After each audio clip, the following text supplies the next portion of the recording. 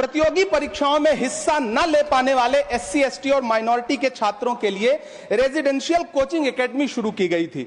Doctor Bhimrao Ambedkar university, मानू Hyderabad, AMU Aligarh, Jamia हमदर्द और Jamia Millia university में दूर दराज गांव से आने वाले बच्चों ने महंगी यूपीएससी कोचिंगों के बजाय भारत सरकार की रेजिडेंशियल कोचिंग एकेडमी में एडमिशन लेना शुरू किया। हेलो एवरीवन, कैसे हैं आप सब? उम्मीद करते हैं आप सब ठीक होंगे। देखिए ये हमारी वीडियो राज्यसभा सांसद इमरान प्रतापगढ़ी की।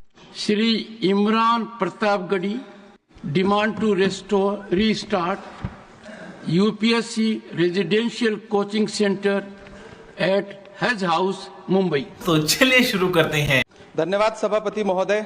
मैं आज इस सदन में खड़ा होकर हाशिए पर मौजूद देश के लाखों एससी, एसटी और माइनॉरिटी के छात्रों की तरफ से यूपीए की चेयरपर्सन रही श्रीमती सोनिया गांधी जी और पूर्व प्रधानमंत्री डॉक्टर मनमोहन सिंह साहब को सैल्यूट करूंगा, जिनकी कोशिशों से सच्चर कमेटी की सिफारिशों के बाद 2009 में कोचिंगों के अभाव में प्रतियोगी परीक्षाओं में हिस्सा न ले पाने वाले एससी, एसटी और माइनॉरिटी के छात्रों के लिए रेजिडेंशियल कोचिंग एकेडमी शुरू की गई थी।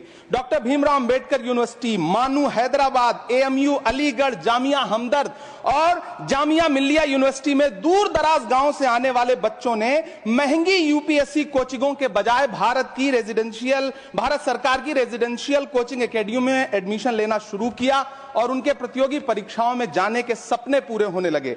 इसी से प्रभावित होकर मुंबई के हज हाउस में 2009 में एक कोचिंग सेंटर शुरू किया गया, जिसके लिए सरकार से कोई फंड नहीं लिया गया, बल्कि हाजियों के रजिस्ट्रेशन फीस और सर्विस चार्जेस से बनने वाले हज कमेटी के कॉर्पस के एक हिस्से से इसे शुरू किया गया। तकरीबन 10 साल शानदार तरीके से चलने वाले इस कोचिंग सेंटर के रिजल्ट भी बढ़िया रहे। कई आईएएस दिए, आईपीएस दिए, महाराष्ट्र की स्टेट सर्विसेज में बच्चे सिलेक्ट होने लगे।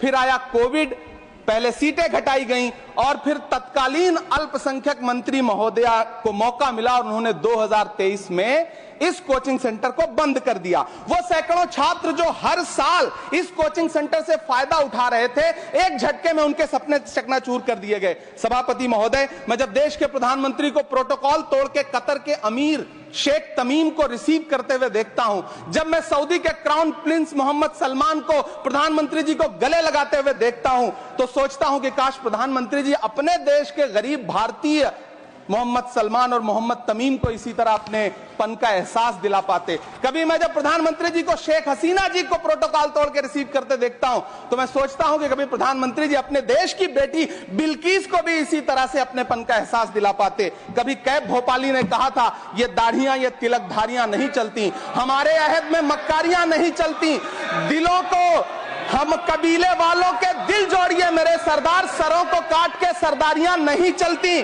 सभापति महोदय, मेरा अल्पसंख्यक मंत्रालय से अनुरोध है कि हाजियों के पैसे से चलने वाले हज हाउस कोचिंग के कोचिंग सेंटर को फिर से शुरू किया जाए। न सिर्फ शुरू किया जाए बल्कि उसकी सीटें भी बढ़ाई जाएं। जब पैसा सरकार को नहीं देना है, बल्कि हाजियों का जो कॉर्पस सैकड़ों करोड़ रुपए के रूप में इकट्ठा है, उससे इसको चलना है कोचिंग सेंटर को, तो फिर इस कोचिंग सेंटर को चलाने में और देश के बाकी हज हाउसेज में इसे शुरू करने से सरकार को परेशानी क्या है? मेरा अनुरोध है, यहां मंत्री महोदय बैठे हैं, अल्पसंख्यक मंत्री, कि कृपया संज्ञान लें। देश के लाखों छात्र आपसे गुजारिश कर रहे हैं।